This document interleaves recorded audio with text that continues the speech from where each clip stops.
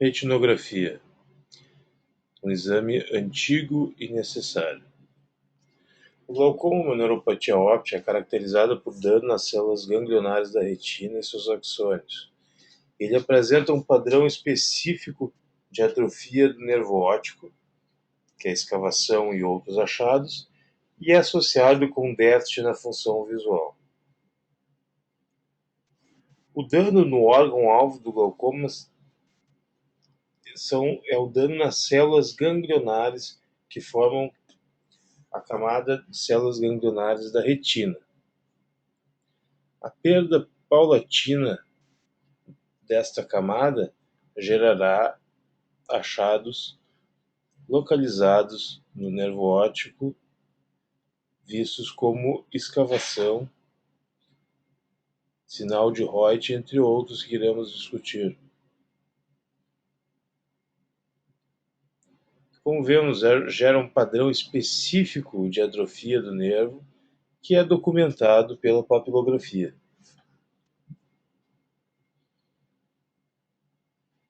Nos três pilares do glaucoma, nós temos a avaliação da estrutura, da função e de fatores de risco e fatores secundários. Na estrutura, a retinografia é o exame mais consagrado e o sustentáculo. Nós temos o OCT, que vai ser um exame mais microscópico, porém não se pode abrir mão da retinografia, da papilografia. Então, ela é um exame que documenta de forma objetiva e gráfica as alterações do nervo óptico visualizadas clinicamente. Ela é útil para determinar dois checkpoints importantes na propedêutica do glaucoma. Primeiro, se este nervo é glaucomatoso, ou seja, fazer o diagnóstico de glaucoma. E segundo, se este glaucoma está piorando, ou seja, se há parâmetros estruturais de progressão. Alguns aspectos técnicos. A retinografia estereoscópica é superior, porém a retinografia simples pode ser suficiente para o segmento. O uso de filtros RET-free são importantes para avaliar a camada de fibras nervosas. Filtros adicionais podem auxiliar em diagnósticos diferenciais de achados papilares, como a autofluorescência e o infrared. A utilização da retinografia não midriática em pupilas adequadas pode ser útil para avaliar o paciente sem necessidade de dilatação e sem um risco de, em pacientes com ângulo estreito, causar aumento de pressão e bloqueio. Alguns parâmetros importantes que são avaliados no disco óptico na investigação do glaucoma. O formato e tamanho apresenta uma grande variabilidade entre os indivíduos e aspectos raciais. O tamanho e a forma da escavação, muitas vezes melhor observado pela deflexão dos vasos. A área e a configuração do anel neural, das rimas, e observar se respeita à regra Eisen, se o inferior é maior que o superior, que é maior que o nasal, que é maior que o temporal. A configuração da lâmina cribiforme. Achados peripapilares, como atrofia de zona alfa e zona beta, bem como configuração dos vasos. Achados de nervo óptico tipicamente associados com neuropatia óptica glaucomatosa. A quebra da regra Eisen, muito consagrada, né? Ou seja, que não respeita a ordem da espessura inferior, maior que superior, que maior que nasal, que maior que temporal. Presença de notch, ou chanfradura, como vemos na papila da direita, uma chanfradura inferior, e a presença de escavação nasal. Diminuição localizada da espessura da camada de fibras nervosas, conhecida como sinal de Reut ou wedge defect. Aqui nós observamos o infrared e fizemos um corte tomográfico para mostrar isto patologicamente por imagem, a falta desta camada, diminuição da espessura desta camada. Alterações peripapilares. Zona alfa e zona beta são mais relacionadas à progressão. Áreas irrigadas pela circulação posterior, assim como o nervo óptico, podem ter um aspecto etipatogênico comum, ou seja, a zona beta aparece, né, como um achado associado ao glaucoma. E essa zona, né, a coroide, essa atrofia, é irrigada pela circulação posterior, que também provê os vasos de Zinhaler, que irrigam o nervo, então podem ter um aspecto etipatogênico comum. Hemorragias muito importantes, muito associadas com o glaucoma e sua progressão. Hemorragias tipo splinter, né, que a gente chama. Desnudamento de vasos, vasos em baioneta. Nasalização dos grandes vasos, com colapso da lâmina crivosa, os vasos vão se nasalizando.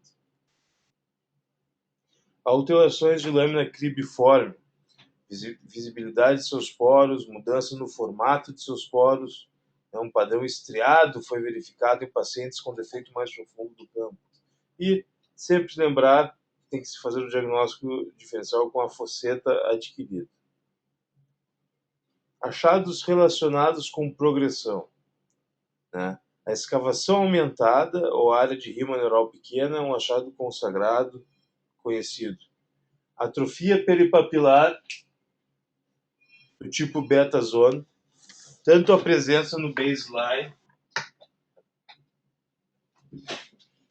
ou a extensão foram relacionados com a progressão funcional e achados de nervo óptico em vários estudos prospectivos e retrospectivos. A avaliação cuidadosa da rima neural do nervo óptico para ver se há pequenas hemorragias é importante, pois essas hemorragias normalmente precedem a perda de campo visual e dano adicional ao nervo óptico em pacientes com glaucoma. No outro, a incidência de glaucoma de ângulo aberto em olhos com hemorragias de disco foi de 13%, comparado com 5,2% sem hemorragia num período de 8 anos de segmento. No MGT, 13% dos pacientes tinham hemorragia de disco no baseline e essas foram associadas com progressão. O diagnóstico diferencial na retinografia, diagnóstico diferencial com glaucoma, deve-se observar se a palidez é de etiologia neurooftalmológica, chances e hemorragias decorrentes de oclusão venosa, com ou sem glaucoma associado, ou seja, etiologias vasculares da retina.